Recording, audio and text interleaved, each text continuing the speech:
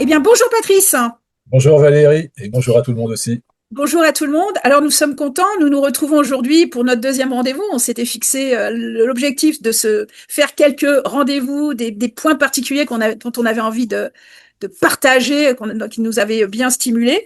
Et aujourd'hui, eh bien, nous allons parler d'un phénomène qui, quand même, défraie la chronique. On en parle, les révélations, les extraterrestres, etc., mais également les apparitions plutôt religieuses. Et on a quand même remarqué qu'il y avait des récurrences astrologiques, certains aspects qu'on revoyait de façon récurrente.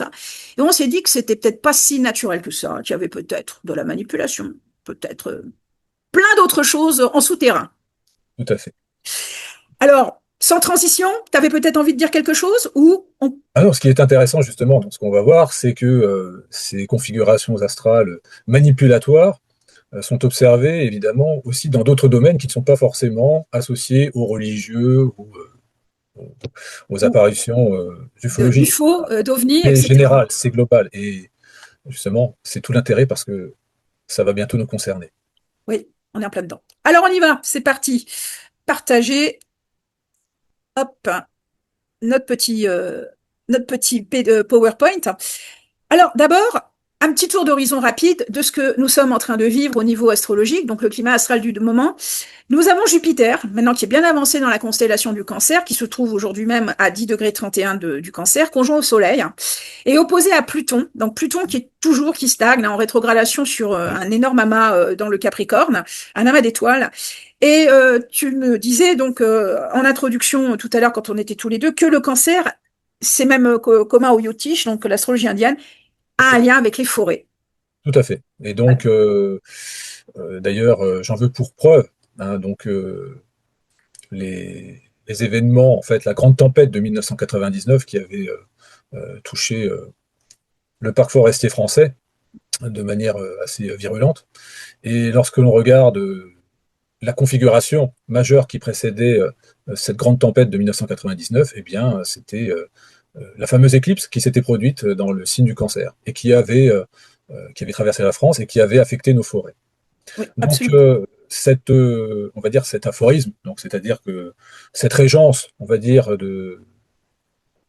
des forêts par le signe du Cancer, se trouvait entre guillemets, en tout cas matérialisée. Donc c'est un signe aussi qui se trouve associé au naufrage, et progressivement Mars va s'avancer dans le secteur de la constellation du Cancer, et on risque également de voir donc, des naufrages, mais aussi des risques de marée noire. Ça, ce sera plus tard dans l'année. Donc, il va falloir être vigilant parce que donc la forêt et les mers, les océans seront concernés également. Voilà, donc, par ce type de cycle.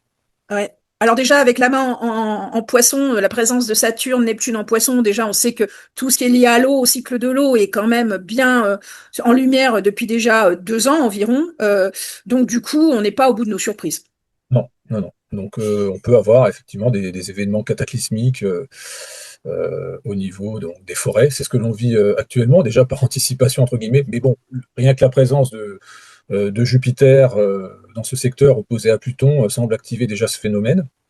Et donc, je crois que, en tout cas, ce cycle qui est assez incendiaire, hein, qui était prédit pour la conjonction déjà Saturne-Neptune. Hein, donc Saturne et Neptune, dans l'astrologie mondiale, restent quand même à proximité, hein, parce qu'on est à une dizaine de degrés d'orbe. Hein. Oui. Donc l'influx incendiaire est toujours présent, et c'est pour ça qu'on assiste à ce genre de phénomène actuellement, donc avec les incendies en Gironde. Évidemment, vous allez me dire, ce n'est pas un hasard, parce que c'est le département 33, Oui, donc il y 33. a toujours euh, une dimension rituelle dans ce genre d'événement. Alors tu me disais tout à l'heure, tu bon, illustrais qu'en fait, t'étais tombé sur un article qui concernait les Pyrénées, je sais plus lesquelles d'ailleurs, le département du 66 où la température était montée. Ah, oui, 660 degrés. Voilà, Oui. c'est dans le 66, 660 degrés. Et c'est pas du bidon parce Non, non. Patrice m'a envoyé le lien et je l'ai vu et franchement, il manque de C'est paru dans Le créativité. Parisien. Oui, oui. Un Parisien, voilà, du Donc mois de c'est un article juillet, qui là, date du 11 juillet. en Oui, juillet. Donc ça, c'est une info qu'on peut retrouver. Il manque de créativité, hein, oui, oui. Oui. Donc nos voilà, donc ça Jupitériens. fait allez, Le département 66, maintenant on divise par deux, alors on va faire le 33. Ça fait 33.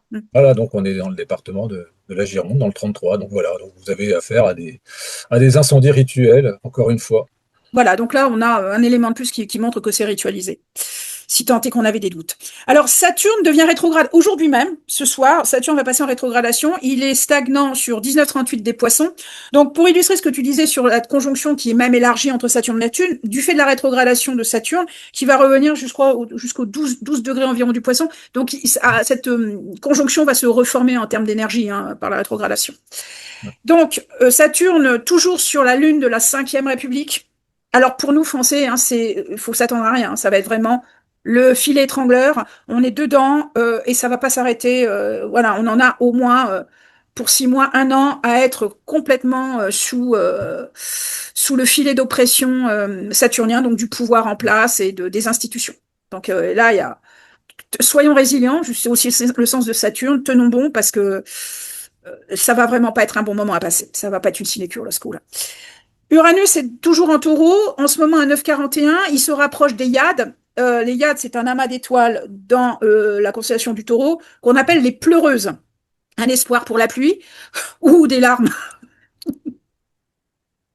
C'est la grande question. Et je pense qu'avec ce type de configuration, plus ça va s'approcher évidemment de la zone d'Aldébaran, plus il y aura des risques, surtout par rapport aux installations nucléaires, parce qu'on arrivera aux 84 ans donc, du premier test nucléaire réalisé. Ouais. Donc on est dans une zone chaude, entre guillemets, au niveau des armements nucléaires ou même des installations nucléaires en général. Donc il va falloir être vigilant dans le cycle à venir. Donc ça concerne évidemment le cycle 2027, mais aussi 2028-2029, puisque Uranus va se Entre ces rapprocher rétrogradations, les de allers-retours. la longitude de cette étoile explosive qu'est Aldébaran. Tout à fait. Donc il faudra vraiment être vigilant au niveau du risque nucléaire durant ces périodes.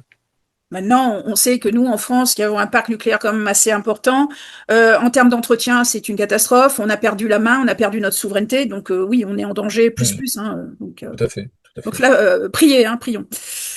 Neptune dans la constellation des Poissons, il est à 9 degrés environ, donc opposé à Zania de la Vierge. Neptune, oui, oui. Le nœud sud, alors là c'est embêtant parce qu'on le vit en ce moment. Le nœud sud est conjoint à l'étoile Régulus du Lion, donc oui, le feu.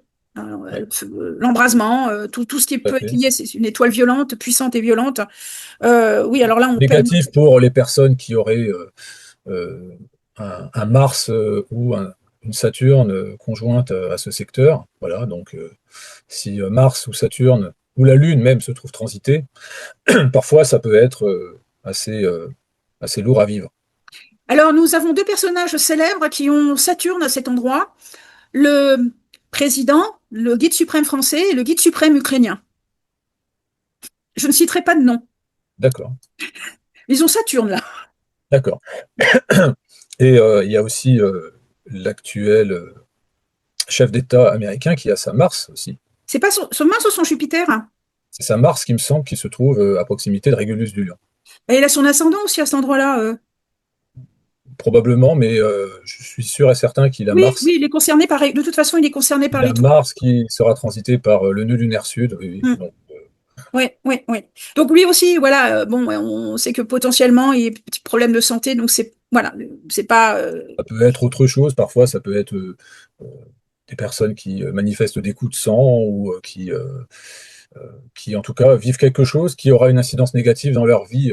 Voilà, en conséquence. Ça, Tout c'est à fait. évident. Donc on souhaite de Soit mal à c'est en personne. direct, soit c'est en différé, mais généralement, c'est quelque chose qui est négatif au niveau des énergies vécues par les natifs lorsque le Oui. nœud sud revient sur la Mars de naissance. Ça, c'est Mm. évident.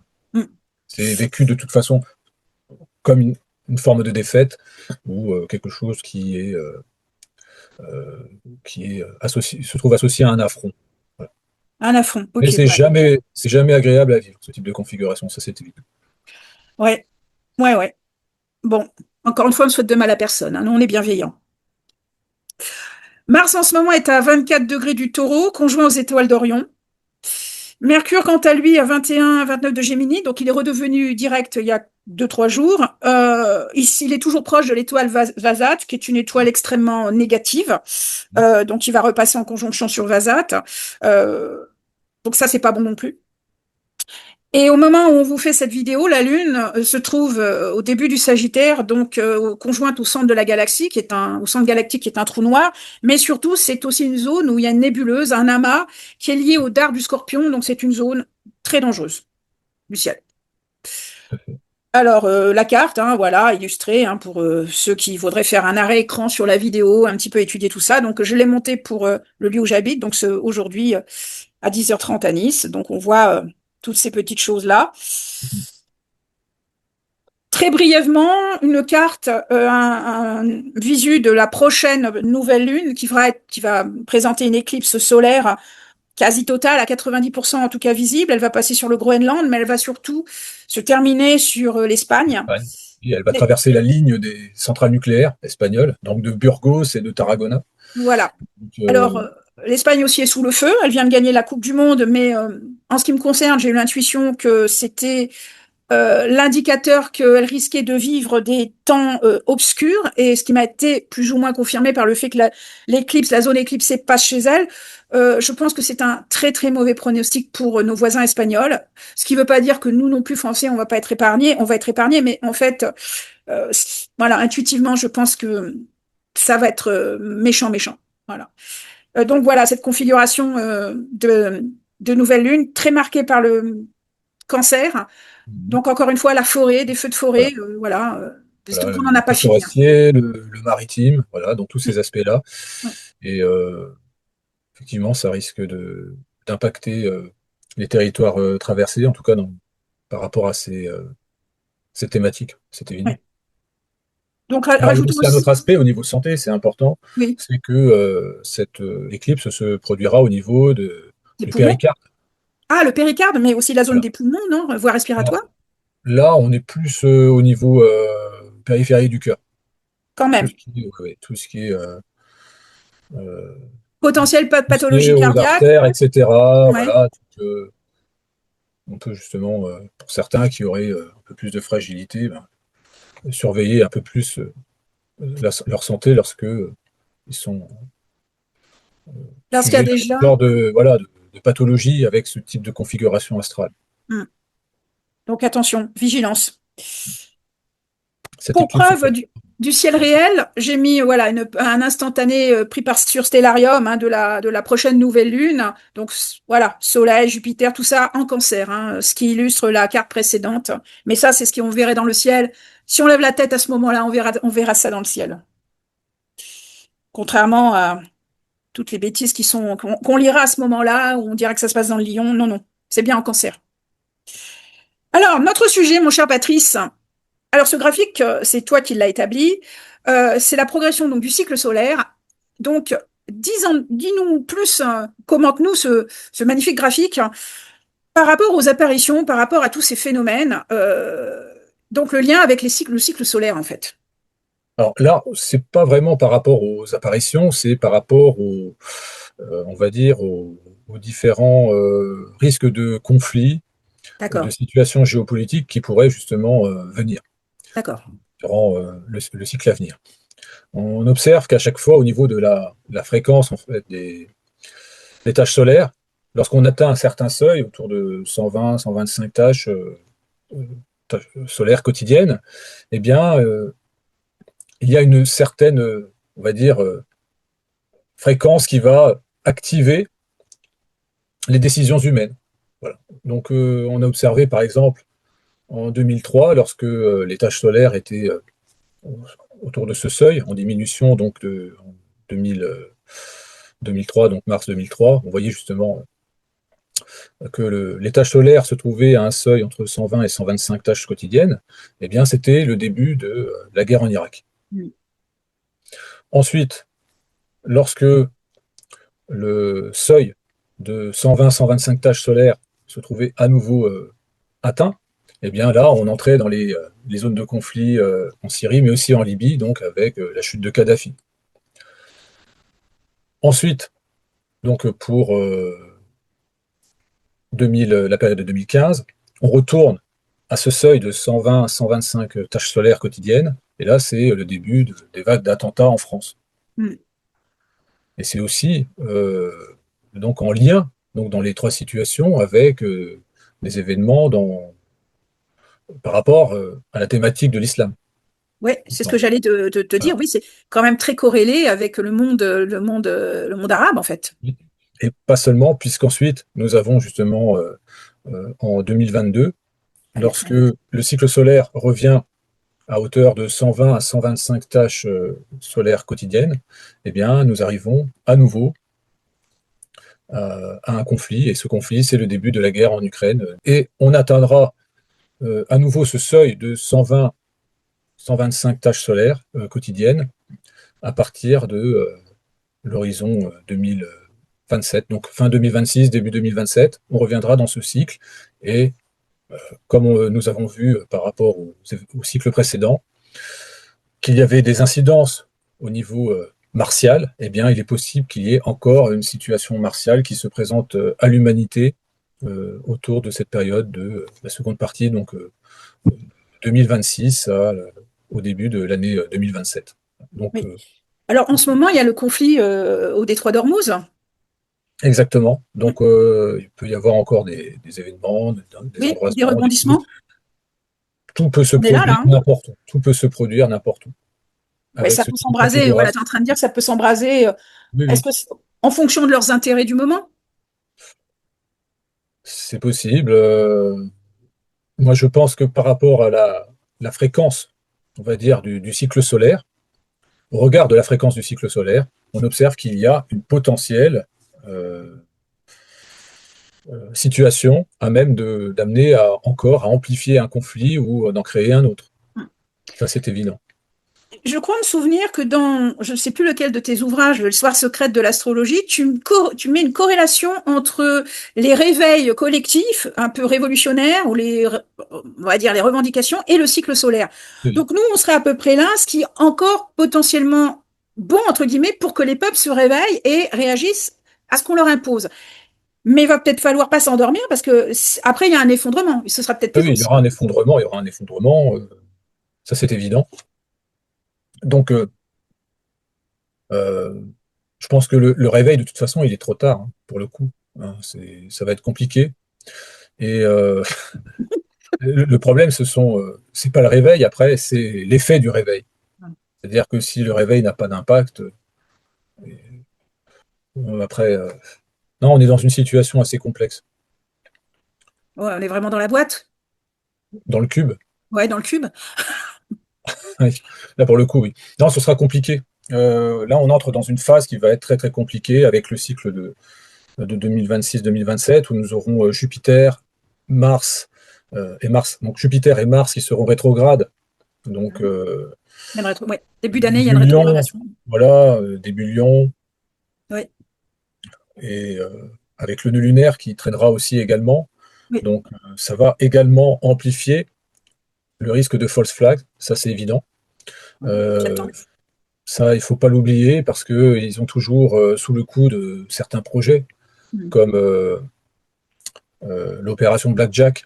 Hein, donc, c'est un projet qui consiste à faire exploser dans différentes grandes villes d'Europe, ou même d'Amérique, hein, des mini-ogives nucléaires pour ensuite accuser une entité Oui, terroriste, oui, etc. ou le grand méchant ours de. Voilà. Donc ça fait partie, c'est toujours, ça fait partie de l'une de leurs options.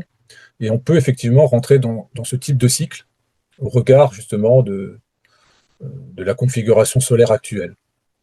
Ok. Voilà. Donc ça, et non, sans parler évidemment du futur cycle de Mars qui arrivera au niveau du nœud lunaire sud. Mm. Et on sait que lorsque Mars transite un nœud lunaire, eh bien, ils sont toujours prêts à faire des sales coups, à provoquer des actes terroristes sous faux drapeau. Et donc, on n'en a pas fini tant qu'on aura affaire justement à des gens qui sont déterminés pour arriver à leur objectif satanique. Ouais, ouais, non, c'est pas réjouissant du tout.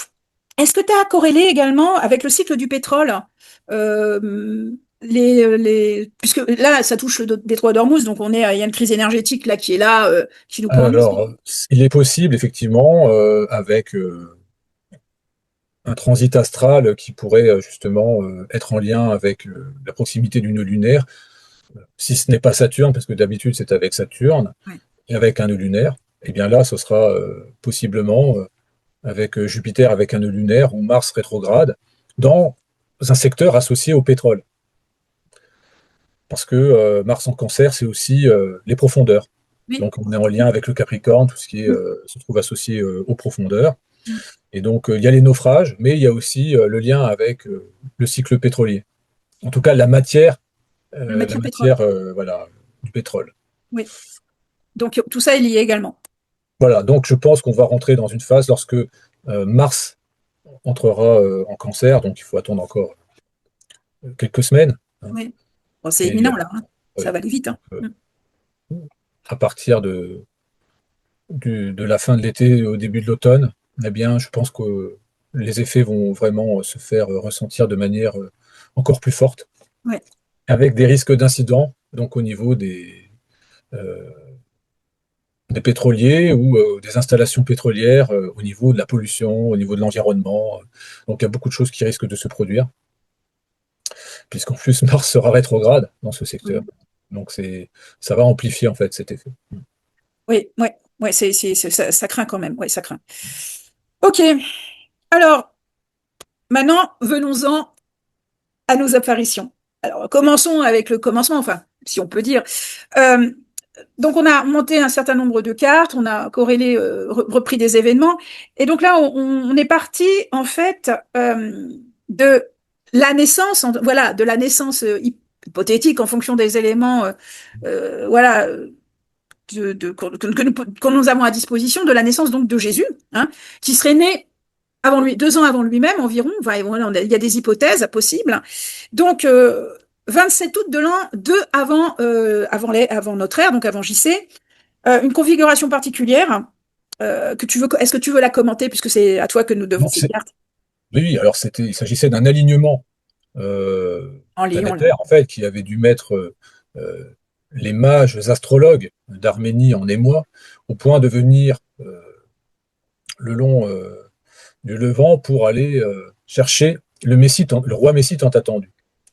Donc il y avait effectivement chez les rois arméniens, hein, il y avait ce mythe selon lequel les alignements de planètes, notamment Mars, Mercure et Jupiter, plus la Lune à proximité de Régulus, Ouais.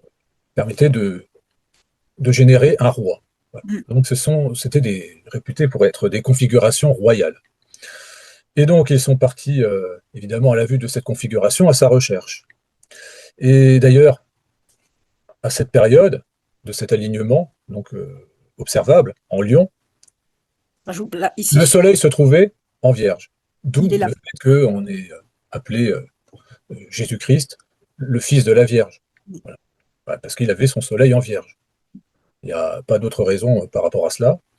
Et donc, il y avait des alignements effectivement royaux avec la Lune potentiellement avec Régulus, et ainsi que les alignements de pouvoir que sont Mars, Jupiter et Mercure, réputés pour être des faiseuses de rois, Mm. entre guillemets. Donc voilà, c'était cet aspect-là qui était intéressant à Tout mettre à en fait. évidence. Mm. De monter la carte du potentiel vraiment de la date vraiment de naissance ou de voilà, la zone de naissance, de l'apparition d'un roi dans une certaine partie du monde, voilà, selon les critères de royauté de l'Antiquité. Et ça nous fait quand même un Saturne très puissant, Mhm. donc une carte quand même marquée par Saturne. Et voilà, des aspects, Ce qui est intéressant, c'est justement de voir Saturne, dans ce secteur, se trouve au plus proche de la Terre. ouais, d'accord, Donc c'est lorsque Saturne est au début des Gémeaux, elle est au plus proche de la Terre. d'accord. Ça, il faut le savoir. Donc déjà, Oui. c'est très puissant. Oui, oui, oui, oui, oui. Bah là, ça donne une force particulière à la planète Saturne, c'est indéniable. Donc là, je refais un petit, voilà, la carte instantanée. On voit bien la Voilà. constellation du Lion, la Lune Tout à fait. proche de Régulus, et là, l'alignement sur la patte du Lion, avec Vénus aussi, là, et le Soleil au début de la Vierge. Alors, il y a beaucoup de personnes qui pensent que Jésus est né avec une conjonction Jupiter-Saturne. Ça, c'est un mythe qui a été développé par les astrologues persans, Oui, euh, qui est justement avançait que cette configuration, cette conjonction astrale, était une configuration messianique qui donnait naissance au Messie, etc. Et c'est pour ça que ils avaient déterminé rétroactivement la date de naissance du prophète de l'islam autour de l'an 571 à la faveur d'une conjonction Jupiter-Saturne. Donc ça, on va dire, c'était un aphorisme qui était commun à l'époque. qui était Ah, commun à cette époque, qui a été donc avancé par Masha'Allah et qui a ensuite été popularisé par Abou Massar. hmm. Ou Abou Alors Machar, rappelons brièvement que la conjonction Jupiter-Saturne est ce qu'on appelle la grande conjonction en astrologie, qu'elle a lieu tous les 20 ans, qu'elle est générationnelle, voilà, c'est un cycle. Mais bon, pas plus de Messie avec celle-là qu'avec. non, non, non, justement, voilà, c'est ça. C'est-à-dire que, euh, on va dire que la tradition de la concentration astrale en Lion, développée par les mages arméniens de l'Antiquité, qui était très répandue dans la sphère zoroastrienne, mais aussi euh, de ceux qui s'adonnaient au culte de Mitra. Ah bon, enfin, c'était un peu Oui, la même chose. le culte Voilà, il y du avait soleil, quand hein, même, les deux sont hmm. liés, certes. Mais il y avait effectivement cette importance accordée au lion, et tout ça a été perdu au profit de la conjonction Jupiter-Saturne euh, développée par les astrologues persans du Moyen Âge, tout Hmm. simplement. Alors, on le sait par tes ouvrages, d'ailleurs, l'histoire secrète de l'astrologie, qu'effectivement, ce sont les Perses qui ont remis à leur sauce l'astrologie pour la rendre dévoyée, Oui, oui. la façon dont on l'a héritée. Utiliser un calendrier saisonnier pour en faire, pour l'utiliser à usage horoscopique.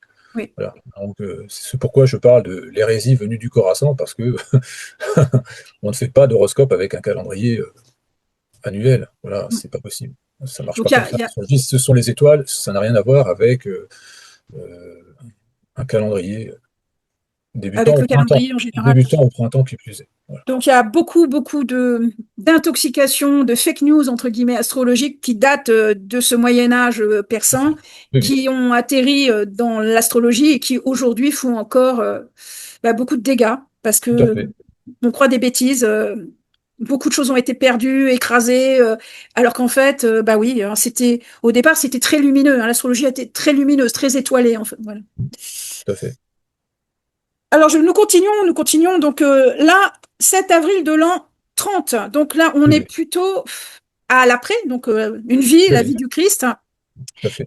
Donc on se retrouve avec une configuration particulière Oui, marquée par Saturne. Saturne revient en Gémeaux au début du Gémeaux, donc c'est oui, un cycle saturnien, tout à conjoint fait. au nœud On a nord. le nœud nord qui revient sur comment la Saturne Saturne natale. natale donc de Jésus-Christ. Donc ça, c'est pour la date hypothétique de la crucifixion autour de la Pâque. Voilà. Ouais, Ça, c'est voilà. Il y a deux dates. On verra l'autre après. tout à l'heure, oui. Voilà, tout à fait.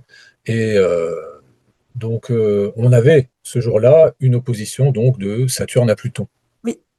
Pluton qui était sur le nœud sud, donc une configuration extrêmement dangereuse, Voilà. Qui se délétère, trouve associé aux manipulations d'esprit, oui, de l'esprit.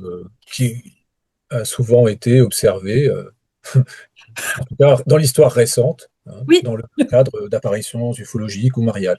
tout à fait. Non, statistiquement, c'est quand même assez monstrueux. Hein. Oui, tout à fait. Donc c'est pour ça que c'est très très intéressant de l'aborder. Exactement.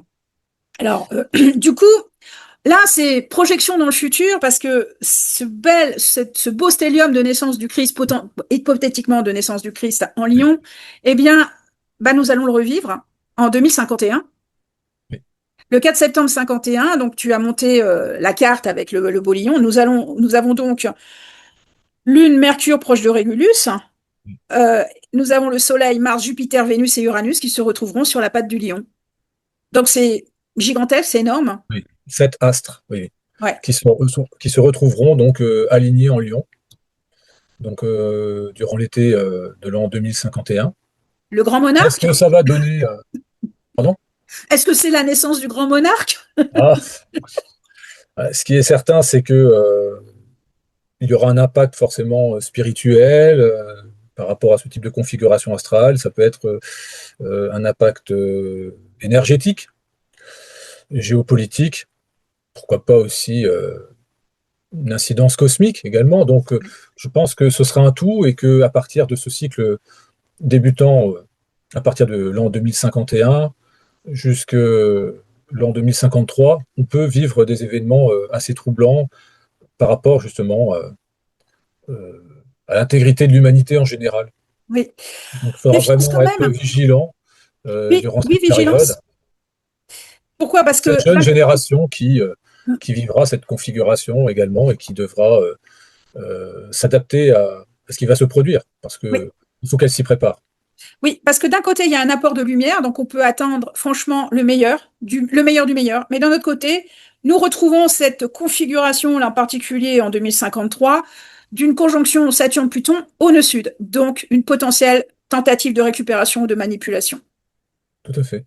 Donc, Bon, et puis, potentielle aussi incidence cosmique avec les cycles de tâches solaires, puisque aux alentours de l'année 2052, on risque de retrouver des configurations semblables à celles que nous avions observées durant le cycle de Carrington. Voilà. Donc, avec la fameuse explosion solaire qui avait atteint la Terre et qui avait provoqué des perturbations électromagnétiques d'accord. sur Terre, qui avait paralysé certains systèmes électriques naissants. Mais là, dans une planète où vous avez plus de 450 réacteurs à refroidir avec l'électricité, et que vous avez un événement de type Carrington qui risque de se produire, là, ce serait plus du tout la même chose. Ah bah là, ce sont le On chaos risquerait de général. vivre de très très très gros incidents nucléaires à même de nuire à l'existence de toute espèce vivante sur notre planète. Donc, c'est pour ça que j'avais fait une vidéo d'avertissement il y a 4 5 ans, Oui. dans laquelle justement, après avoir regardé les différents cycles solaires, je m'étais dit que si jamais on vit un cycle de type Carrington au début des années 2050, eh bien, ça risque de signer la fin de l'humanité si rien n'est fait avant. C'est pour ça que justement, je me disais, il est encore temps Oui. d'éteindre, entre guillemets, les futures flammes, de pouvoir refroidir les réacteurs, donc pour passer à autre chose immédiatement, afin Oui. d'éviter un drame qui n'épargnera personne. Mais bon, là, Donc notre dépendance à tout ce qui est électromagnétisme, à tout ce qui est électricité également, nos data voilà. centers, tout ça, Ah ben, potentiellement, oui, s'il n'y a pas dans les 20 ans une 25 amélioration, ans, un oui, oui. changement gigantesque, on est là, la civilisation risque de tomber. C'est condamné, oui. Oui, c'est même plus que la civilisation, parce que, je veux dire, les autres animaux n'ont rien demandé, la végétation n'a rien demandé. Bah, L'humanité oui, serait demande rien, capable déjà elle est en danger d'un aujourd'hui. géocide, Ouais, ouais. ce serait le géocide total. Bon, d'un Donc, autre c'est pour côté, on ça que sait c'est que très très important comment d'anticiper. Tout le monde a les moyens de voir les configurations. Il y a plein d'astronomes qui ont fait aussi euh, des calculs d'anticipation pour pouvoir prédire à quel moment pourraient se produire d'éventuels événements de type Carrington, donc avec des éruptions solaires majeures, et personne ne les écoute. mais non, mais Personne. depuis quand est-ce qu'on écoute les vrais experts? Il y a que les experts de plateau qui sont écoutés. Il y a que les agents de la Ah doxa qu'on écoute, ceux qui racontent n'importe quoi et qui sont payés par du lobbying. Les vrais ben, experts, on les écoute pas, que ce soit sur le oui. climat ou autre Alors, chose. ils écoutent apparemment les drones, comme ils les appellent, qui survolent les centrales nucléaires. Hein, donc, ce qui s'était produit fin 2014, début 2015, où vous aviez à l'époque des ovnis qui avaient survolé les centrales nucléaires. Et à partir de là, ils ont commencé à installer des générateurs au diesel afin justement de parer à une éventuelle coupure d'électricité qui risquerait Ouais. d'entraver le refroidissement des réacteurs. Donc, ils ont commencé justement à mettre Des systèmes, voilà, des des plans B. systèmes diesel, oui, oui, de sécurité, afin justement de pouvoir refroidir les réacteurs en cas de panne généralisée avec, par exemple, un incident de type Carrington. Mais bon, si un incident de type Carrington durait sur des années et des années et qui grillait même les systèmes de secours, on serait mal. Enfin bon, Ouais. tout ça pour dire qu'ils les ont quand même écoutés et qu'ils ont arrêté Fessenheim après un événement ufologique qui s'est produit en 2018 au-dessus de la centrale également. Ah, d'accord. Oui, apparemment, il y avait un énorme objet qui a stagné au-dessus de la centrale nucléaire. D'ailleurs, Jean-Claude Bourret avait fait un article à ce sujet à l'époque. Ouais. Donc, c'est, il y avait quelque chose, quoi. Voilà. Hein, Enfin, ils écoutent maintenant, en tout on cas, est, ils sont à l'écoute, pardon, plutôt. Ils sont on est quand au même tout à l'écoute. électrique.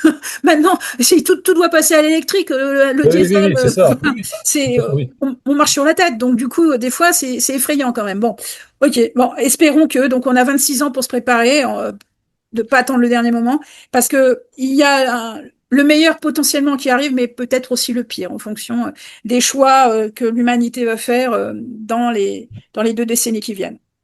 tout à fait. Alors, en ce qui concerne les principales apparitions mariales, donc j'avais édité des dizaines de cartes, et puis finalement, sur une majorité de cas rencontrés, on s'est rendu compte qu'il y avait des configurations qui étaient assez récurrentes, hein. En particulier des conjonctions de Neptune ou Saturne ou nœud lunaire, des conjonctions Saturne-Neptune, Jupiter-Neptune, enfin voilà, les grosses planètes étaient souvent impliquées. Donc toi, tu l'analyses, voilà, effectivement, de façon très pertinente, parce que ce sont des configurations qui sont propices à la fébrilité spirituelle. Et là, c'est la porte ouverte à toutes les manipulations, donc on est plus sensible, plus réceptif, plus gogo à ce moment-là, ce qui peut créer un égrégore ou en tout cas un effet désiré. J'ai regroupé ici quelques exemples pour ceux qui seraient intéressés, qui voulaient aller vérifier avec donc l'apparition de à Guadeloupe au Mexique en 1531. Donc il y avait Neptune conjoint au nœud sud, l'apparition à le Laos ou le Laos, je sais pas comment ça se prononce, à Saint-Étienne de Laos en France. C'est Uranus qui est conjoint au nœud sud. Pour Lourdes, c'est Neptune qui est conjoint au nœud nord. Pour Oui, Champion aux États-Unis, c'est Saturne qui est conjoint au nœud sud. Pour Borin et Banneux en Belgique, c'est Neptune conjoint nœud sud. Enfin, Zetoun en Égypte, c'est Saturne conjoint au nœud nord. Donc on retrouve à peu près toujours les mêmes scénarios astrologiques. tout à fait. Oui, tout à fait. J'ai gardé quand même néanmoins, puisque c'est cet aspect qui nous intéresse le plus, Oui, l'apparition à la Salette. La Salette, donc en Isère, en France, en 1846. Et là, bah, comme par hasard, on se retrouve avec Pluton conjoint au nœud sud. Ce Pluton conjoint nœud sud, voire de temps en temps conjoint nœud nord, est oui, quand même récurrent. statistiquement celui qui apparaît le plus. Oui, c'est vrai. C'est Donc, vrai. manipulation. Est-ce qu'on peut, voilà, généraliser et dire qu'à chaque fois qu'on va avoir cette configuration, il y a toutes les chances du monde que ce soit une grosse manipulation? Ouais, ouais. C'est effectivement la question que l'on est en mesure de se poser parce que là, en fait, on va dire que la réponse est dans la question. Parce que c'est quelque chose que l'on observe vraiment de manière très fréquente. Manipulation spirituelle, récurrente, manipulation céleste aussi. Donc, il y a toujours un aspect d'apparition, hein, qui va faire que l'événement va transcender les personnes qui vont l'observer. Et à partir de là va naître Oui. un mythe durable, qui aura des conséquences sur le long terme. Mm. Donc c'est une manipulation. En fait, je pense que la définition serait de cette configuration, c'est une manipulation spirituelle, mentale, politique, ayant des conséquences sur le long terme. Oui. Est-ce que ce serait comme une empreinte marquée de façon collective, on va dire un égrégore, une empreinte sur alors on va dire une génération, avec des occurrences, on va dire karmiques, régulières, comme si on réimprimait, on réactivait l'empreinte, on va dire à certains moments dans les années qui vont suivre, de façon cyclique, pour bien marquer le truc, pour que ça crée, ben, comme quelque chose de matriciel qui va s'imprégner, voilà, on va dire dans la grille de la Terre, sur des générations et des générations. Peut-être créer ainsi, on va dire des mythes, des prophéties, etc., pour ben, justifier ce qu'on subit. Oui, oui. Alors, le fait que ça se produise, en tout cas que l'effet de cette configuration se produise dans n'importe quelle configuration stellaire, hein, dans n'importe quel fond stellaire, montre que l'impact est puissant, hein. Donc on ne peut pas ignorer l'influence de Pluton et de sa configuration, de son intersection avec un nœud lunaire, ce qui paraît justement paradoxal à des milliards de kilomètres. Mais il y a effectivement cette incidence. Donc c'est-à-dire que nos distances relatives, ce que l'on ressent au niveau distance, nous paraît vraiment gigantesque, alors qu'en réalité, tout est plus proche que l'on s'imagine. Nous, on voit ça avec notre regard humain, mais en réalité, à l'échelle de l'univers, ce n'est rien du tout. Et c'est pour ça que les effets sont si puissants. Ouais. Ah ouais. Et on ne peut pas le renier. Mm. On peut pas le renier. Et peut-être que l'impact était plus fort au niveau de cette configuration, parce que Pluton se trouvait au niveau du cerveau.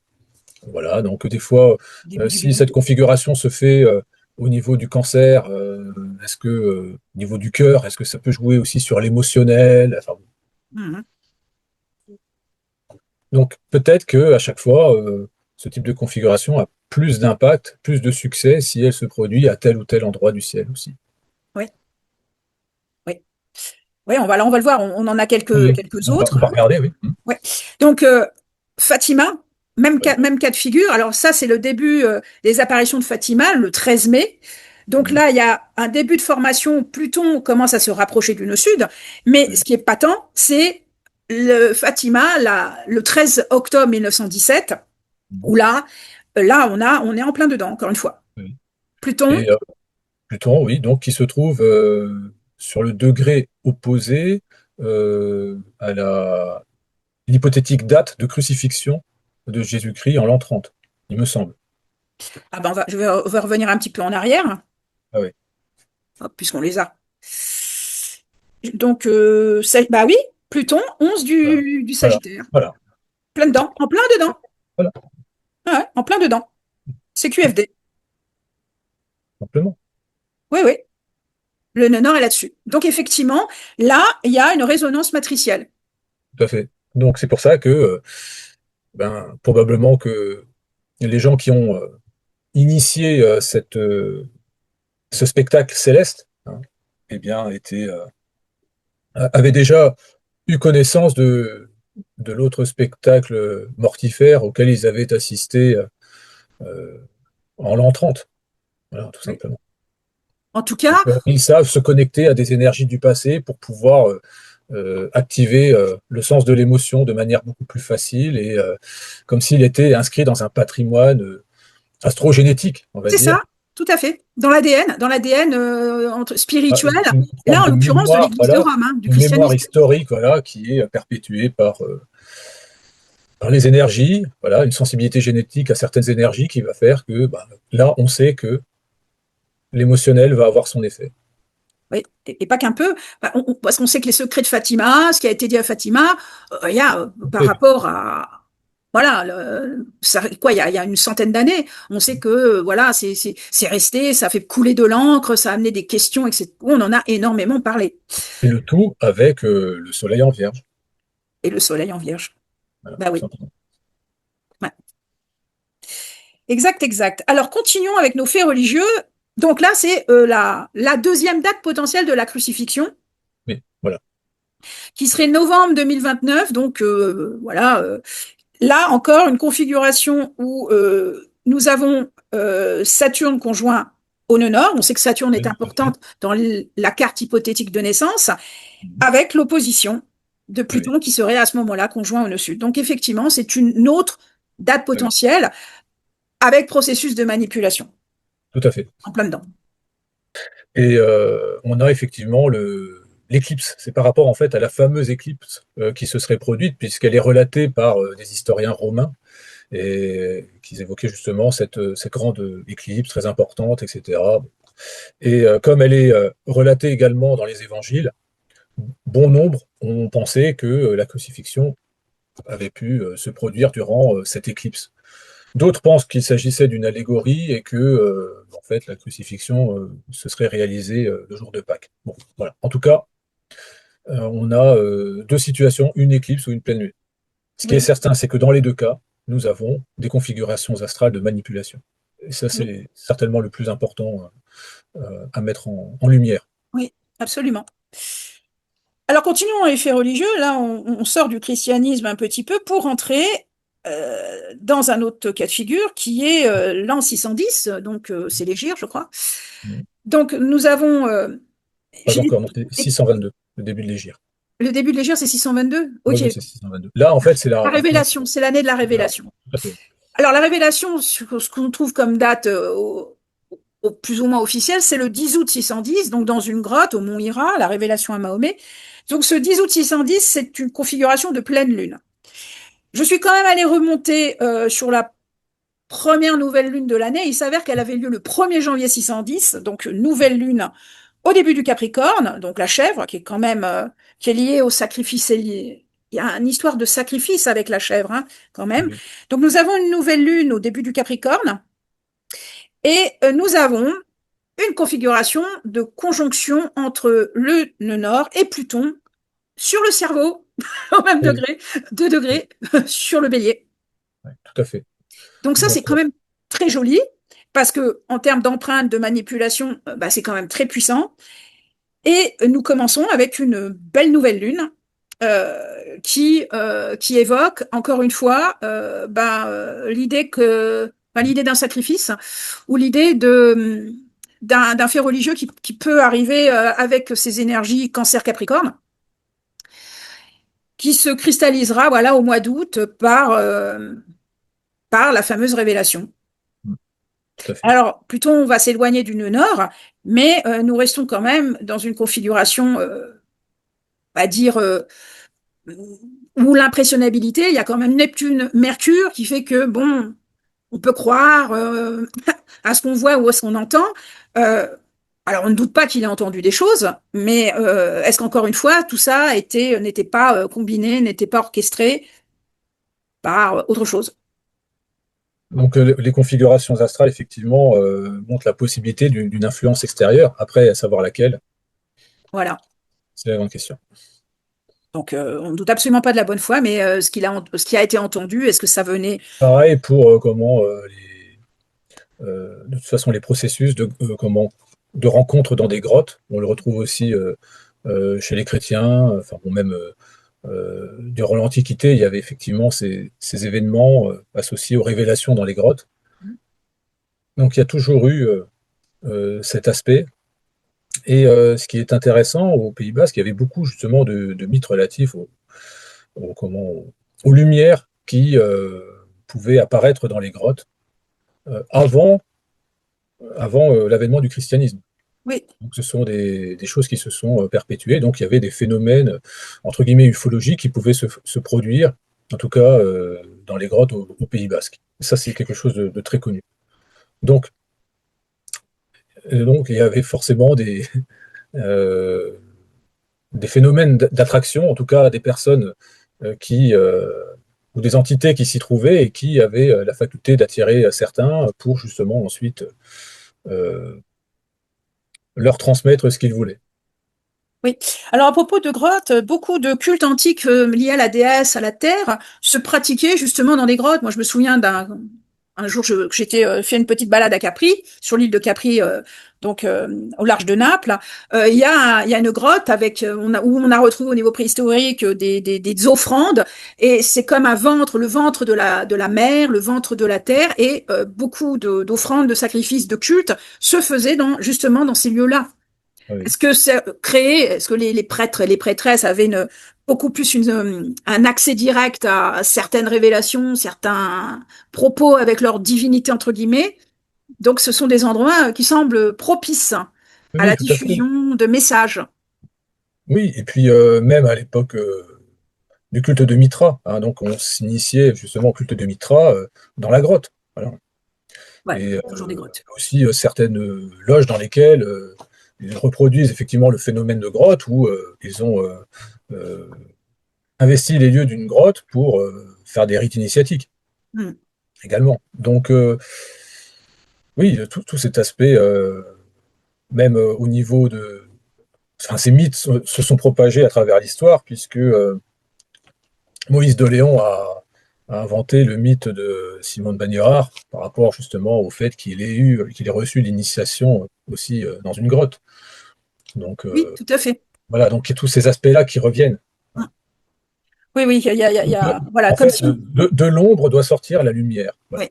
Voilà, donc alors, la naissance, parce que la grotte c'est aussi lié au ventre, à l'utérus, Tout à fait, donc tout il à doit y fait. avoir une naissance, la mise en lumière, des ténèbres à la lumière, voilà, etc., etc., Tous ces comme un aspects-là qui processus, reviennent. Tout à fait. Mm. comme si la lumière, le verbe, la lumière allait s'incarner, allait sortir au grand jour, et la révélation en fait, c'est comme voilà cette idée. C'est ça, c'est exactement ça. C'est la révélation dans tous Donc les on va systèmes. retrouver ça dans Et tous les cultes. tout à fait, tout à fait. Et antérieur au christianisme ou à l'islam. Voilà. Tout Donc, à fait bien antérieur à notre monothéisme. Oui. tout à fait, et à l'israélitisme également. Voilà. Alors, continuons avec nos faits religieux. Alors, c'est pas religion entre guillemets, quoique, mais c'est tout ce qui est de l'ordre de la secte ou de la doctrine, ou en tout cas d'un courant, on va dire, qui soit même athée ou laïque entre guillemets, ça devient presque, c'est du religieux. On est encore dans cette mouvance-là. Donc le 19 août 1846 à Londres est créée l'Alliance évangélique mondiale. Encore une fois, nous retrouvons le nœud sud au début du bélier, enfin pardon, Pluton au début du bélier, donc sur le cerveau, conjoint au nœud sud. Ah oui. C'était C'est rituel. Alors là, c'est quand même un oui, rituel quand oui, même, hein. oui. Voilà, c'est Pluton début du bélier. Accessoirement, nous avons une très belle conjonction Neptune-Saturne, donc on est en plein dans la manipulation matricielle au niveau d'un idéal, là en l'occurrence collectif. Mais en fait, tout ça est très verrouillé, très enchaînant. Voilà, c'est la mise en bière de l'esprit au profit d'une manipulation spirituelle. C'est ça. La laïcité en France, la loi Jules Ferry sur la laïcité, voilà. Alors le principe, l'école obligatoire et l'école laïque, hein, aujourd'hui qu'on sait même faire l'école à la maison va devenir impossible, même les gens de bonne volonté qui veulent faire l'école à la maison, donc obligés d'enfermer dans la boîte de l'école nationale, de l'école laïque française, et nous nous retrouvons encore une fois avec Pluton, là, Pluton-Jupiter conjoint au nœud sud. Donc Avec les Pléiades, hein, donc la sur les pouponnière. Pléiades, oui. La pouponnière, voilà, les enfants, etc. Donc oui, donc on a cet aspect effectivement de vouloir inculquer avec une nouvelle idéologie, donc la jeunesse française. Oui. Voilà. Voilà, la laïcité. Un nouvel idéal, une nouvelle idéologie, c'est exactement cet aspect-là qui revient. Et on le voit aussi lors de la création, donc l'officialisation par décret de l'école laïque. Voilà. Donc c'est bien du religieux, hein. Ça se dit laïque, mais c'est bien religieux dans tous les sens du terme. C'est un dogme. Alors, le 4 février 2019, signature de l'acte fondateur abrahamique à Abu Dhabi. Le nœud nord a un du cancer, Pluton, juste en face, conjoint au nœud sud. Bon, un jour de nouvelle lune, hein, de préférence, hein. Euh, Encore une fois, une ritualisation et une Oui, manipulation. ah oui, bien sûr. Donc ça, c'est quand même le début de leur projet de la religion universelle, hein, de la Oui, religion la religion mondiale universelle. universelle. Donc là, on est voilà, donc la maison de Saturne, les accords de Saturne. Les accords de Saturne Voilà. En Capricorne, et puis avec une conjonction quand même Saturne-Pluton, ouais, Ouais. Là, qui on est nous vraiment a, dans le début de la manipulation idéologique, mais cette fois-ci sur le plan spirituel, euh, visant effectivement à uniformiser les gens qui partageraient, on va dire, un mythe commun. un mythe commun, voilà, donc une racine commune, Mm. pour ensuite, eh bien, les guider vers là où on veut. Et dans les ténèbres, les lier, comme disait Tolkien. Un peu, ouais. Mm. Pas par un anneau, mais par un cube. Oui, c'est ça. Ah oui, le cube d'Abraham, Le cube d'Abraham. Le cube de Saturne, le cube d'Abraham. bien sûr. Alors, donc ça, c'était pour les faits religieux. Maintenant, je sais que c'est le sujet qui, toi, te passionne le plus parce que tu as assisté, hein, tu fais partie de ces gens qui ont véritablement vu des phénomènes ovnis dans ta jeunesse, hein. Ce qui n'est pas le cas de tout le monde. Moi, je n'en ai jamais vu, hein, je regarde les étoiles, mais je n'ai jamais été, voilà, je n'ai jamais vu de phénomène ovni. Mais dans les principales apparitions UFO, nous retrouvons encore cette configuration. Alors, là, en l'occurrence, ce premier cas n'est pas concerné, mais nous allons le voir, hein, Pluton le Sud est quand même aussi très présent dans les apparitions UFO. Alors d'abord, le 6 novembre 1896, donc on voit une vague de dirigeables fantômes en Californie, à Sacramento.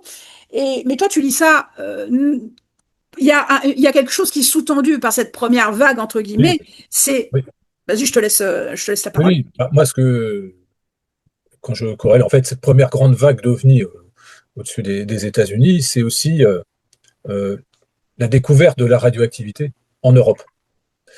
Et est-ce qu'ils ont anticipé justement le fait qu'un jour, cette contrée américaine serait le théâtre de l'explosion de la première bombe atomique, en tout cas de la première On est resté. manipulation Ouais. militaire, voilà, et même civile, du nucléaire. Voilà. Donc au niveau énergétique, hein, bien évidemment, pour le civil. Parce qu'elle a été utilisée pour bien d'autres choses civiles bien avant, en Europe aussi. Donc, est-ce qu'il y a un lien justement avec le début de cette découverte de la radioactivité et le fait que ces engins se soient manifestés au-dessus des États-Unis de manière assez récurrente, hein, pendant plusieurs mois, euh, en raison du fait que une cinquantaine d'années plus tard, ce territoire serait le théâtre des premières explosions nucléaires. De Oui, la voilà. première, en Alors, tout cas, de la première explosion nucléaire. on ne saura peut-être pas, mais en tout cas, se poser ce genre de questions et voilà, et pas dénué de sens, hein. Ah, voilà, Alors, l'hypothèse d'un avenir à Fatima, parce que, alors, on a vu tout à l'heure les cartes de Fatima au niveau religieux, mais il y a peut-être une autre explication. Fatima qui serait reliée au miracle du soleil, hein, à des Mhm. théories ufologiques suggérant un phénomène technologique plutôt que religieux. Oui, Alors, tu me disais qu'il y avait eu, en fait, l'apparition, c'était pas vraiment, entre guillemets, l'apparition d'une femme, mais ce serait plutôt oui, un type androïde, en fait. oui, oui, c'était ça, hein, ce qui était, c'était plutôt décrit comme étant une poupée en sustentation. Hein, donc, c'était pas une grande personne, d'après les témoignages des trois enfants. Hein.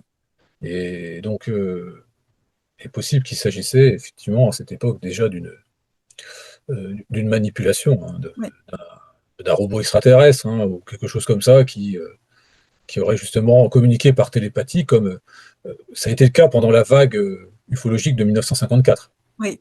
Voilà, donc il y a eu une vague d'OVNI aussi très très importante en 1954. Donc voilà, donc moi je suis persuadé qu'effectivement tout cet aspect est soit une intervention extraterrestre, puisque ce qui a été vu le, le 13 octobre 1917 était bien un disque argenté qui, il appelait, d'ailleurs il parlait de la danse du soleil, mais en fait c'était un disque qui était passé au-dessus des spectateurs, voilà, des fidèles. Oui. Donc, Donc, dans les deux cas, tout s'apparente à une manipulation à une extraterrestre. manipulation. En tout Voilà. cas, ça, on a la Et ça confirmation. correspond astralement aux manipulations que nous avons vues dans d'autres registres. Oui. Alors, 24 juin 1947, le pilote Kenneth Arnold, près du Mont Rainier aux États-Unis, va observer quelque chose qui plus tard il décrira comme un genre de soucoupe, ce qui va Mhm. d'ailleurs donner par la suite le nom de soucoupe volante. Là encore, on a des configurations. Alors, le nœud sud et Pluton ne sont pas concernés, mais il y a d'autres aspects hein, qui peuvent montrer que l'on a affaire peut-être à... bah voilà. Alors, il y a une conjonction Saturne-Pluton. Tout à Donc, fait. c'est peut-être orchestré par le pouvoir. Voilà. Donc, c'est pas exclu non plus. Euh, Oui. Et surtout, ce qui est intéressant, c'est la configuration du crash de Roswell. on y arrive. Donc Voilà. là, Là, voilà. on a une marque surtout martiale. Ouais. Le Donc, nœud nord est conjoint à Mars. Ouais. une intervention martiale. C'est tout à Donc fait. ça semble corroborer la théorie selon laquelle, eh bien, le crash de l'objet serait la résultante en fait d'une attaque d'une autre faction extraterrestre.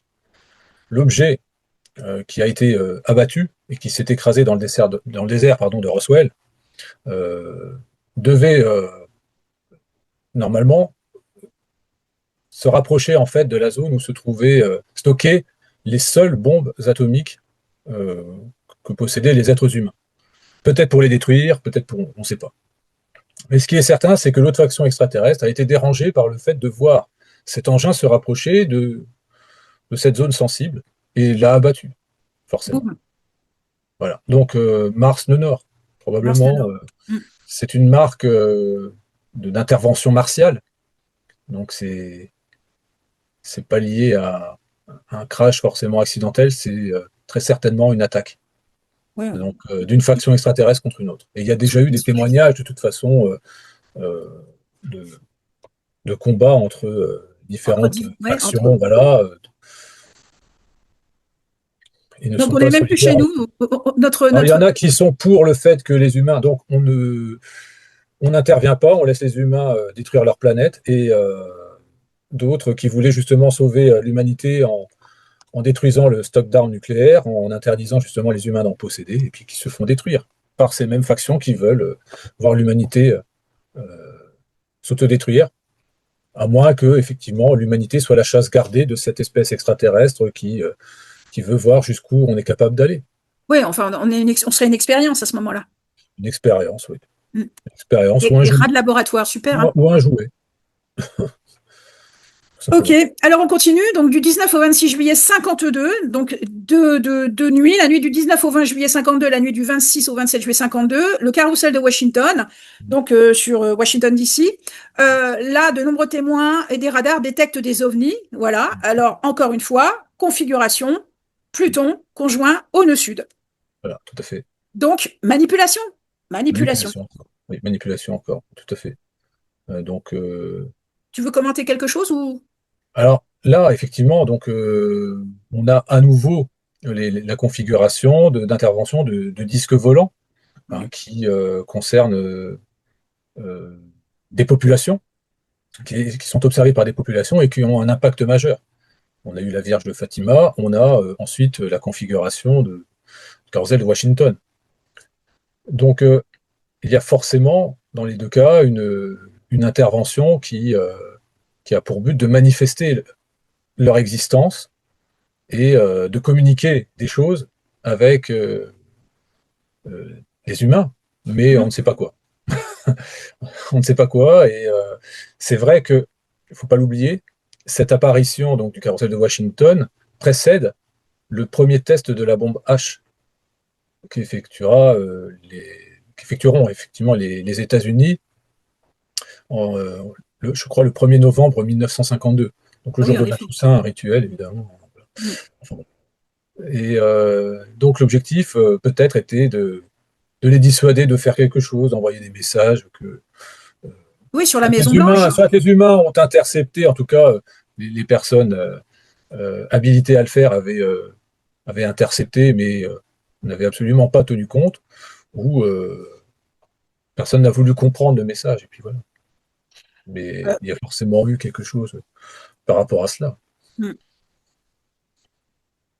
Le projet Blue Book, donc 3 dates. Le projet Blue Book est une commission mise en place par l'US Air Force afin d'étudier et d'enquêter sur certains témoignages sur le phénomène OVNI.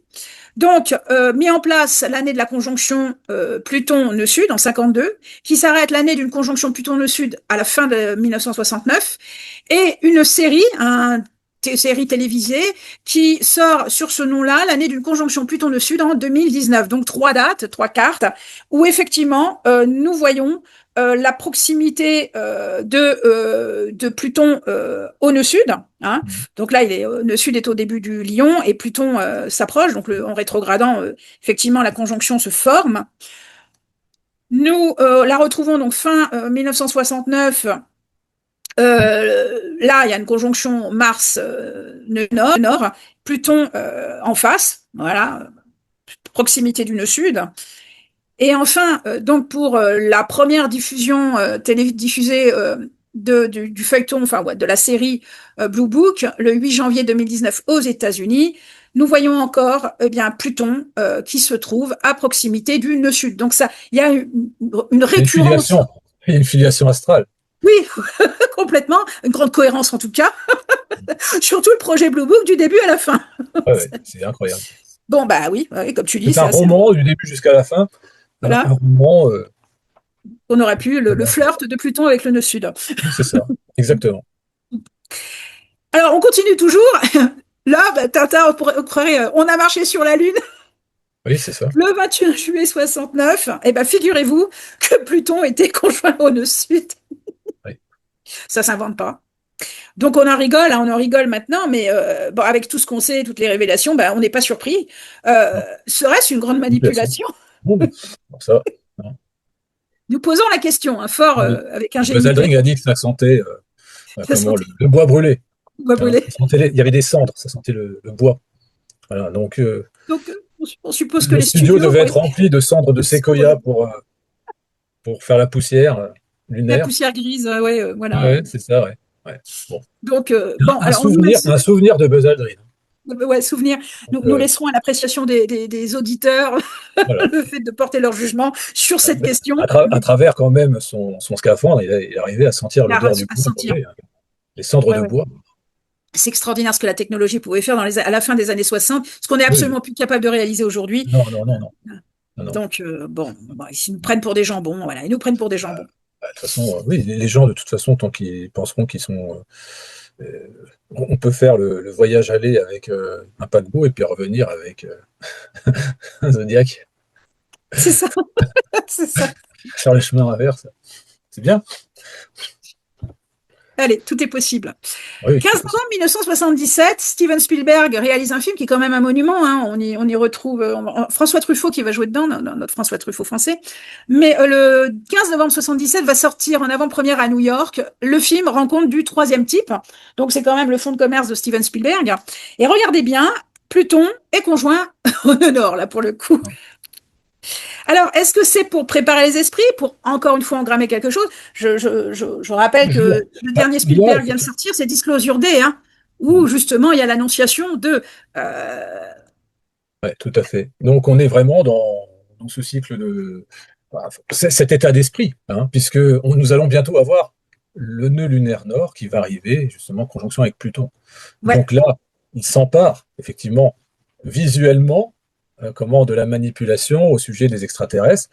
Et ça, c'est très intéressant puisque ce cycle va bientôt se reproduire. Donc c'est pour ça qu'il fallait vraiment mettre en évidence la configuration astrale de ce film, parce que nous Oui. n'en avons pas encore fini avec les manipulations spirituelles, visuelles, etc. Et puis ça occupe le chaland, hein, ça nous évite de Tout à regarder fait. là où il faut. Quand le sage montre la lune, l'imbécile regarde le doigt. Donc là, c'est le doigt, voilà, c'est le doigt.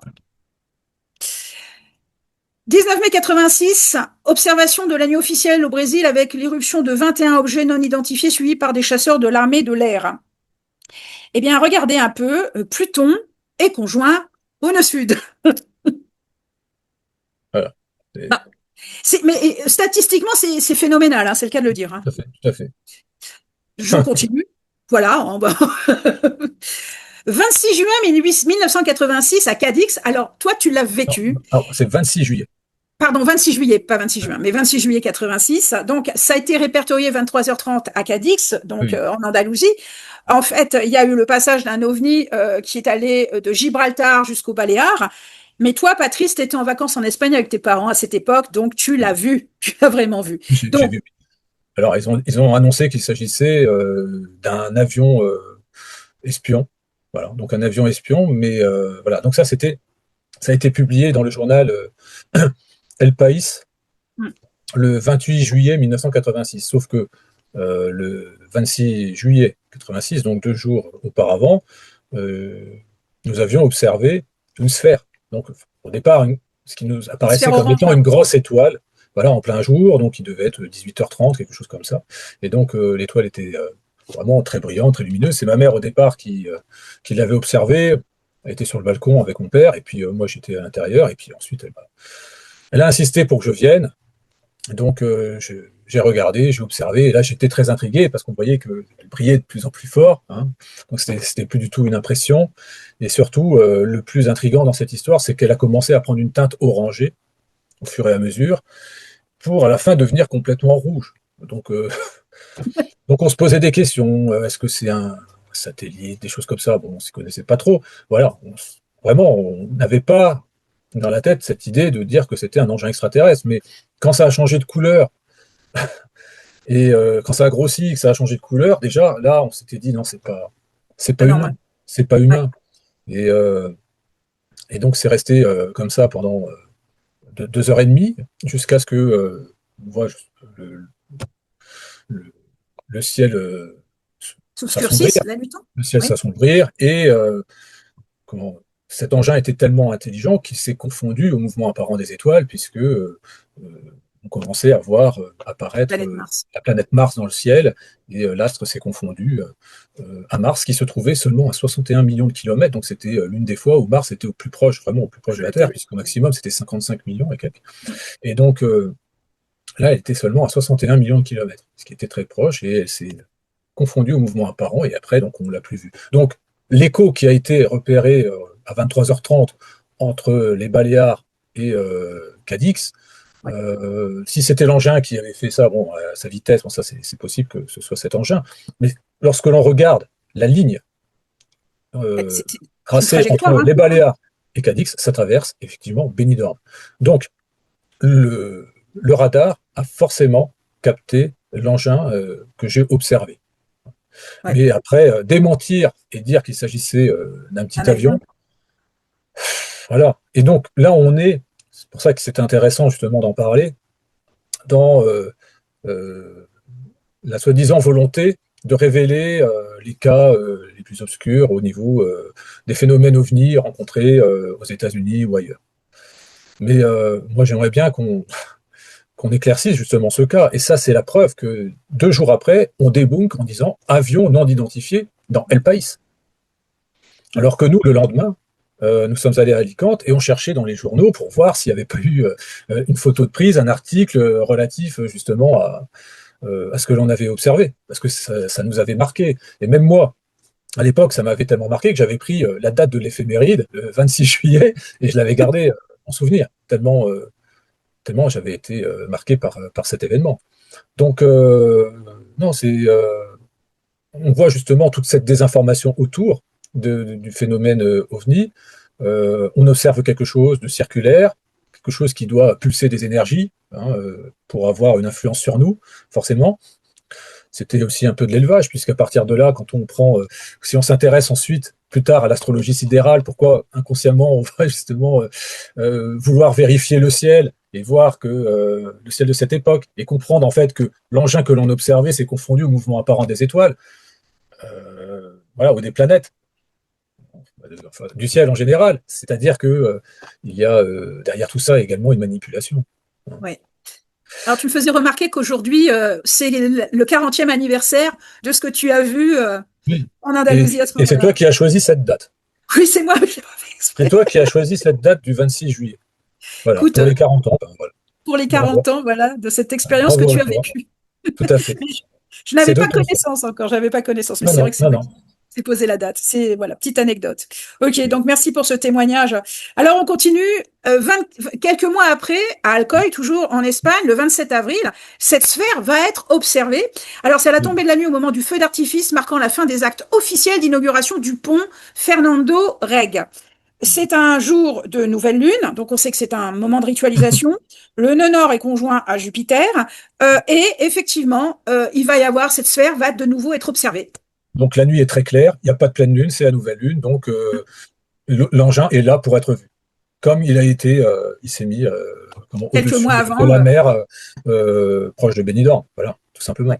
Et ce qu'il faut savoir, ce que j'ai omis de dire, c'est que vous avez dans la liste des événements inexpliqués qui se sont déroulés en Espagne, euh, un cas très important. Et celui-ci s'est produit le 26 avril 1986 à 18h30, donc le jour de Tchernobyl. Oui. Un engin céleste, inconnu, est tombé au large de Benidorm. Donc, 3 mois, jour pour jour, avant que l'on observe cette sphère au-dessus de Benidorm. Et pratiquement 1 an, jour pour jour, après l'événement d'Alcoy. Mm, Donc, il y a quelque chose, il y a eu forcément quelque chose. mm. Et à Alcoy, il y a une base d'observation, voilà, des radars, etc., une base militaire. Il y a forcément quelque chose qui est en lien avec le militaire. C'est la présence de ces engins-là. De toute façon, c'est jamais dû au hasard. Mais de là à dire que c'était un avion, faut pas exagérer.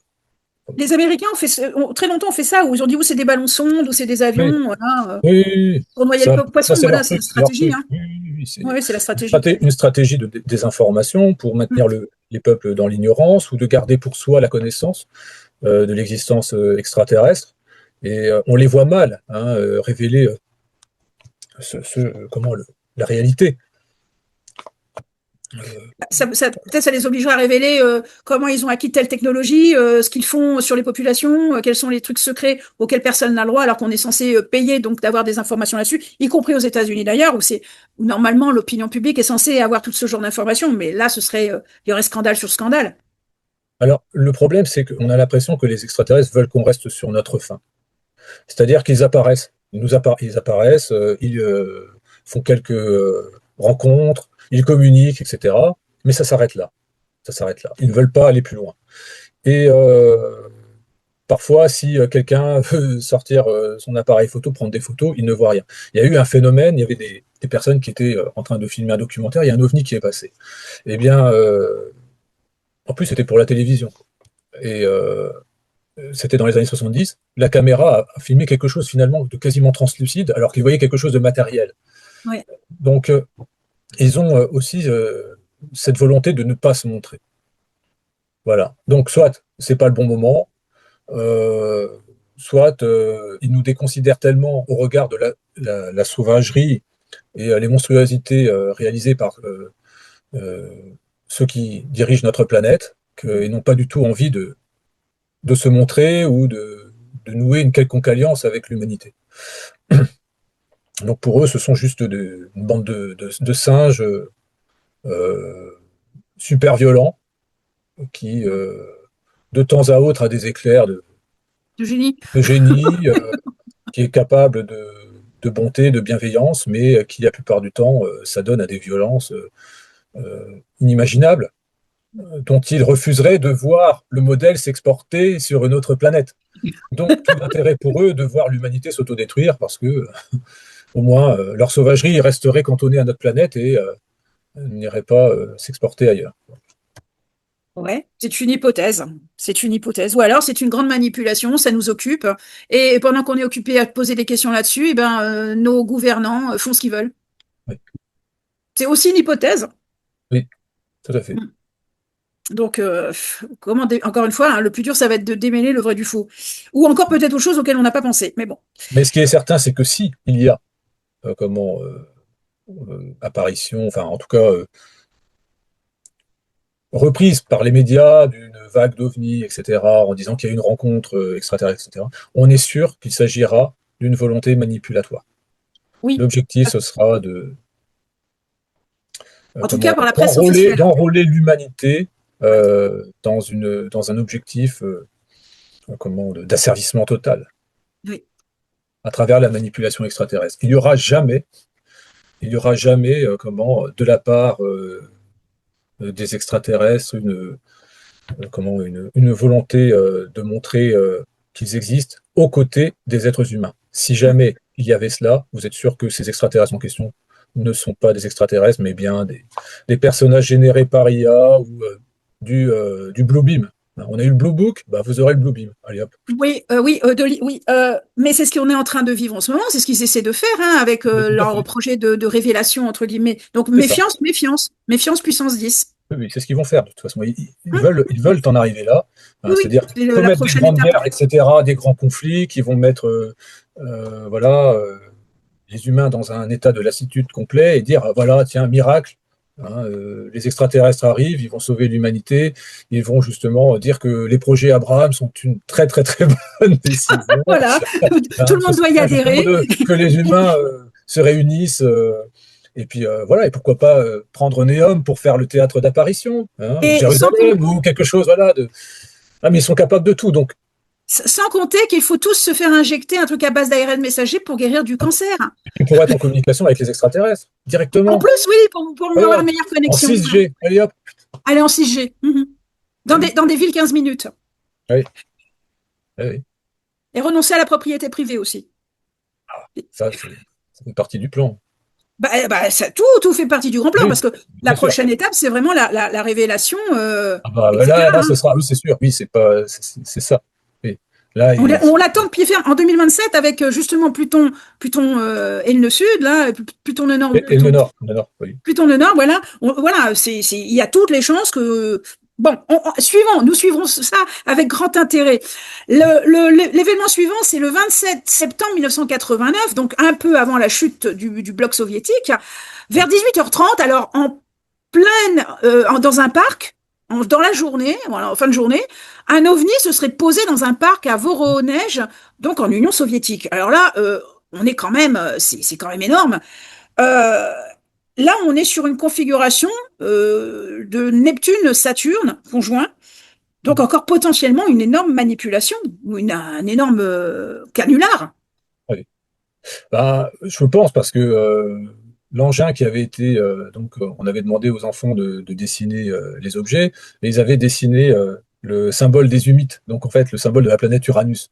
Donc Ouais. déjà, les humides qui sont déjà une manipulation, et là, on va la conforter avec cette apparition, cette pseudo-apparition qui se serait produite en Union soviétique encore à l'époque. Ouais, voilà, c'est prendre les gens pour des gogos. Oui, oui, et puis juste avant la chute du mur, etc. Oui, Donc on a ouais, vu ouais, tout juste, l'état tout à d'esprit, fait. voilà, on va passer à une nouvelle ère, New Age, etc. Voilà, Ah, l'ère du c'est Verseau, Uranus, l'ère hop, voilà, d'Uranus, l'ère du... sur Oui, l'OVNI, bah oui, bah voilà, oui. c'est parfait. Mais oui, mais oui. 5 novembre 1990, alors tu m'as dit qu'encore une fois, ta famille était concernée. Donc, vague lumineuse spectaculaire observée dans tout le ciel français de Ah oui, Quimper à Strasbourg. ah oui, ça c'est authentique, hein, et ça a été filmé d'ailleurs à l'époque. Et puis, oui, oui, non, certaines personnes oui, l'ont vu passer au-dessus de, Au-dessus de leur tête. au-dessus de leur tête. Ouais, ouais, du plein phare qui vient du ciel, c'est plutôt pas mal. Ouais.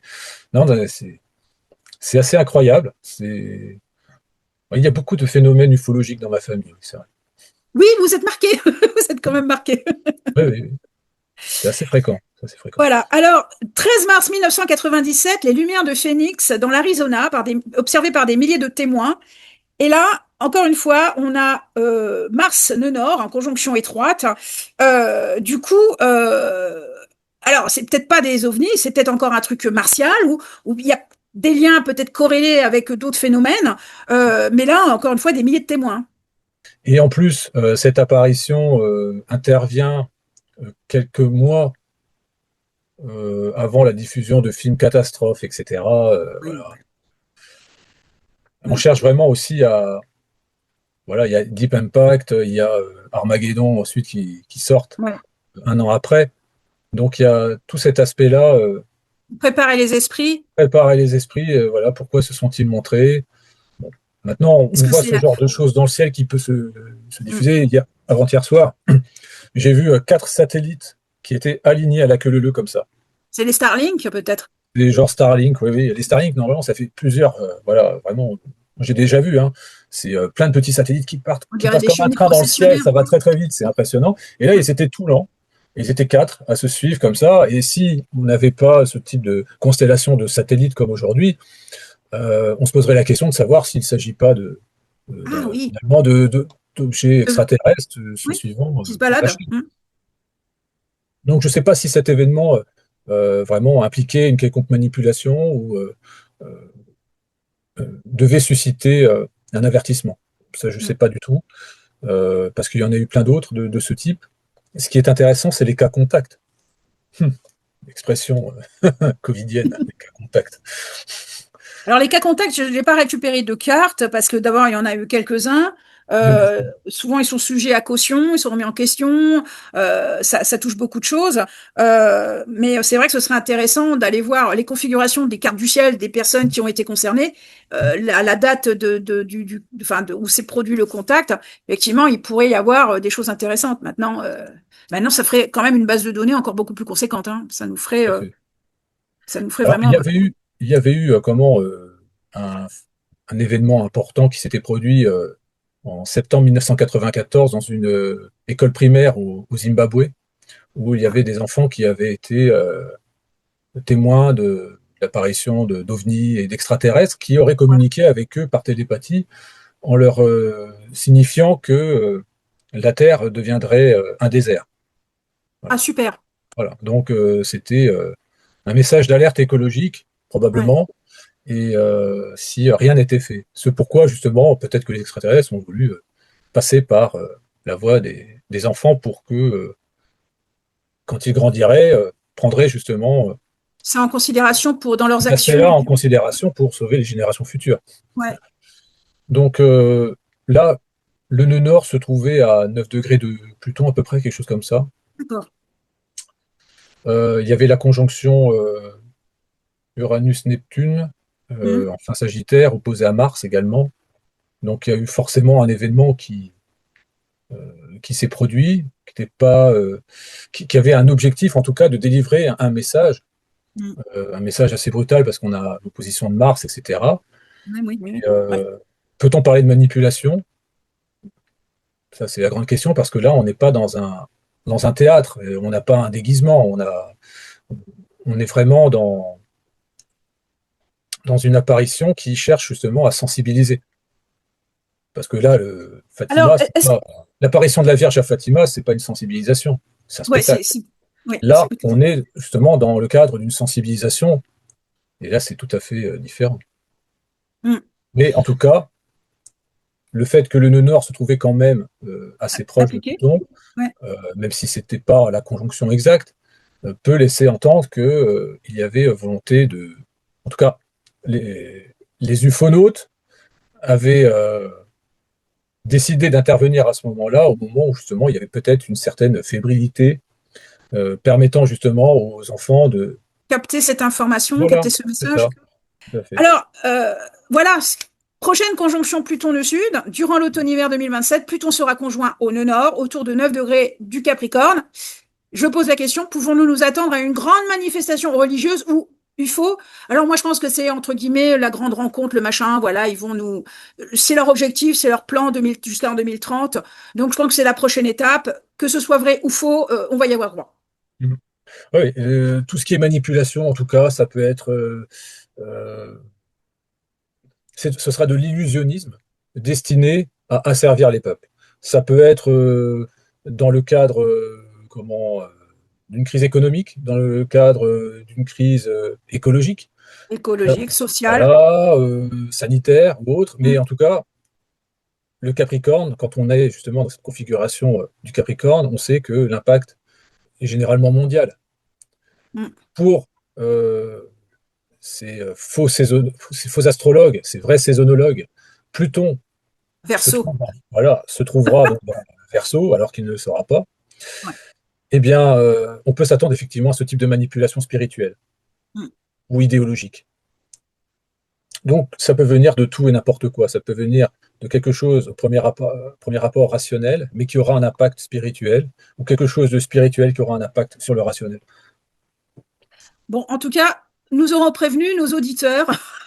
Voilà, donc de faire attention durant cette période, de bien regarder, de bien voir, euh, lorsque, si quelque chose se produit de ce type à cette période, en tout cas, vous connaissez les marqueurs astro Tout à fait. qui mettent en évidence les situations de manipulation spirituelle, manipulation géopolitique, idéologique, etc. Ouais. Étant donné la grande réceptivité de l'humanité dans ce type de configuration, Tout à fait. soyons, comme tu dis, humains avertis, ou je ne sais plus quelle est ta Éveillé, formulation.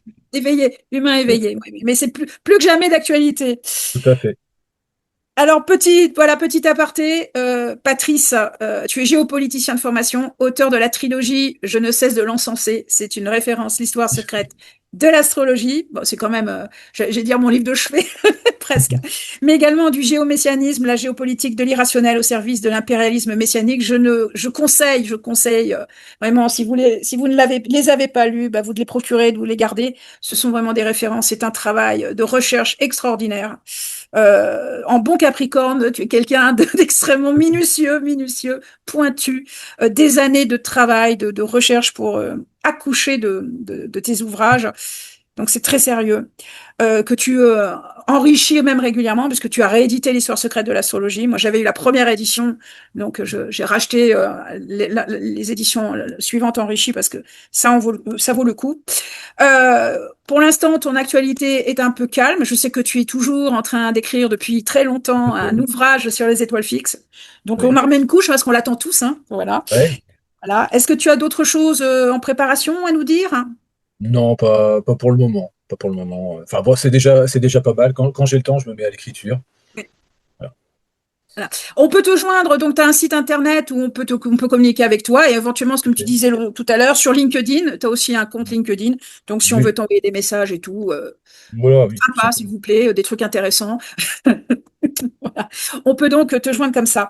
Alors moi, bah, c'est Valérie Lagriffoul, je suis astrologue et coach de vie. Donc j'exerce, hein, bien sûr, comme astrologue. Je suis également formatrice en astrologie. Voilà, j'enseigne. Mon travail est accessible sur mon groupe Facebook Le Chemin des Étoiles. Mais je sais que de plus en plus, ça va être difficile sur les réseaux sociaux. On ne sait pas à quelle sauce on va être mangé là dans les semaines, les mois qui viennent. Donc j'ai mis mon adresse mail. Donc je suis joignable également sur Messenger, hein. C'est mon nom, c'est mon nom de scène, mais c'est également mon nom Le nom de de mon père, mon héritage paternel. Donc j'ai mis mon adresse mail voilà, si quelqu'un veut me communiquer, me parler, prendre un rendez-vous. Donc valérie.lagriffoul@laposte.net. Je mets pas mon numéro de téléphone parce que je ne réponds pas aux numéros que je ne connais pas. Donc du coup, ça sert pas à grand chose. Ça sert pas à grand chose. Voilà, mon cher Patrice. Est-ce que un mot de la fin? D'accord. Bon, un mot de la fin, eh bien, restez vigilants et observez le vrai ciel au quotidien. Voilà. Profitez-en, c'est l'été. Il y a de belles configurations astrales à voir et il faut en profiter, tout simplement. Super. Alors moi, je peux même pas en profiter. On a une couverture, on a un ciel blanc, laiteux, jaunâtre sur Nice depuis des semaines et des semaines, donc on voit rien. Ah Il y a oui, plus de ciel, il y a plus de bleu, il y a plus rien. ouais, c'est pas top ça. Ah non, c'est pas top du tout, mais bon, faut faire avec, malheureusement. Eh bien, mon cher Patrice, je suis ravie d'avoir passé ce temps avec toi. J'espère que Merci. ça plaira à notre Moi aussi. auditoire. On a une autre idée pour une troisième vidéo. Pour l'instant, on ne dit rien. Et, On fera la surprise. voilà. Voilà, voilà. Au Bon. revoir tout le monde.